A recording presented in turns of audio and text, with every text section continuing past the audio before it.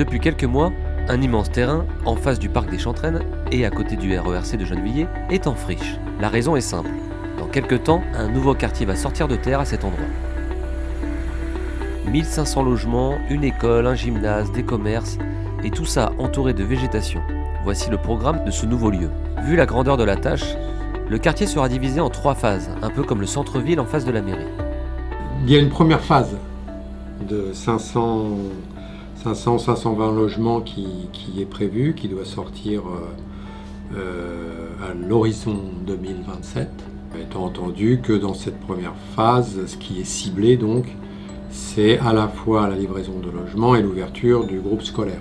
Donc il y aura de l'accession sociale et des logements sociaux. On a défini un secteur qui sera d'ailleurs proche de l'entrée de l'établissement, de l'école, où on aura un ensemble de commerces de proximité qui vont être implantés. La grosse particularité de cette première zone sera la place quasi inexistante de la voiture.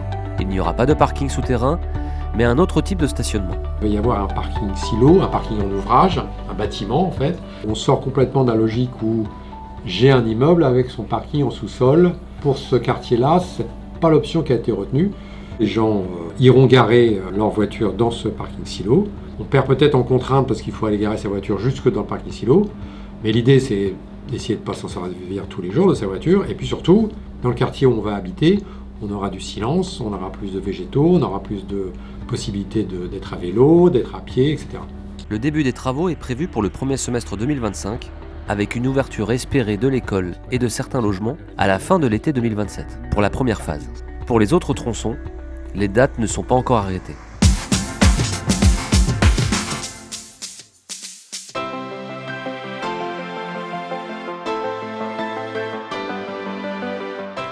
Si votre enfant s'apprête à rentrer au collège et qu'il se sent une âme d'artiste, les classes à horaires aménagés sont sûrement faites pour lui.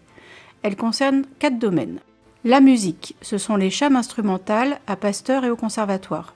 Le chant, ce sont les chammes vocales à Guy Moquet et au conservatoire. La danse, ce sont les chades à Édouard Vaillant, au conservatoire et dans les différentes salles de la ville. Les arts plastiques, ce sont les chapes à Guy Moquet et l'école des beaux-arts Édouard Manet. Comme leur nom l'indique, ces classes proposent des horaires aménagés pour pouvoir suivre à la fois une scolarité classique et un enseignement artistique approfondi. L'enfant doit être hyper motivé puisqu'il doit mener quotidiennement de front ses études et sa formation artistique. Il s'engage pour 4 ans, de la 6e à la 3e. À la fin du cursus, en 3e, son parcours en chat peut lui permettre d'obtenir des points supplémentaires au brevet des collèges. Tout élève peut bénéficier du dispositif, qu'il soit débutant ou déjà inscrit au conservatoire ou dans une école d'art. Les inscriptions sont gratuites et se font auprès de l'école de votre enfant.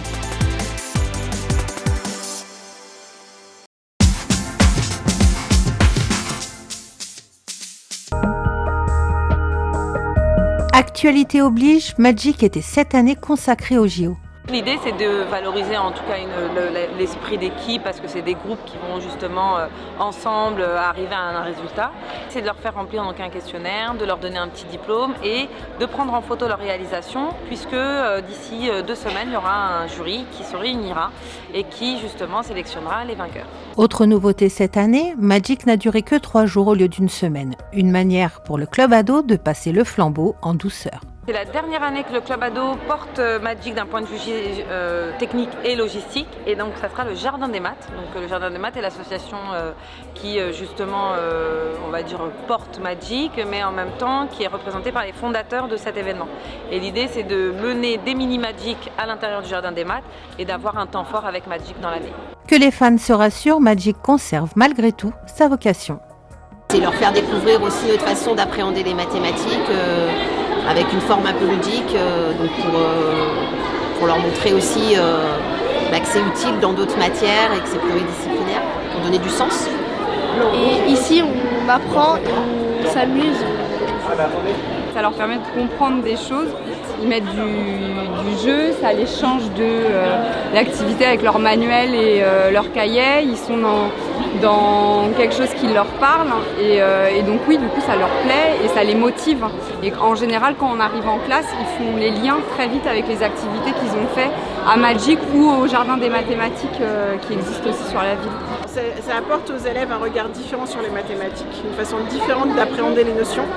Donc ils ont souvent l'habitude en classe d'être sur un cahier, un exercice, on manipule un petit peu, mais là ils manipulent en grandeur nature, ils se posent des questions sur des moments du quotidien par exemple. Ils découvrent les maths d'une façon différente. En fait, ils se rendent compte que les maths, ça peut être présenté dans plein de moments de la vie, sous des angles différents. Et pour eux, c'est très intéressant, ça les stimule. Ils sont heureux de faire ça, ils sont en recherche, ils sont en questionnement, ils collaborent entre eux. Et vraiment, ça leur apporte des points positifs. Et puis, ça leur apprend que les maths, c'est pas rébarbatif. Voilà, attendez. Ici, c'est beaucoup mieux parce qu'on apprend plus vite en s'amusant et je trouve que c'est meilleur.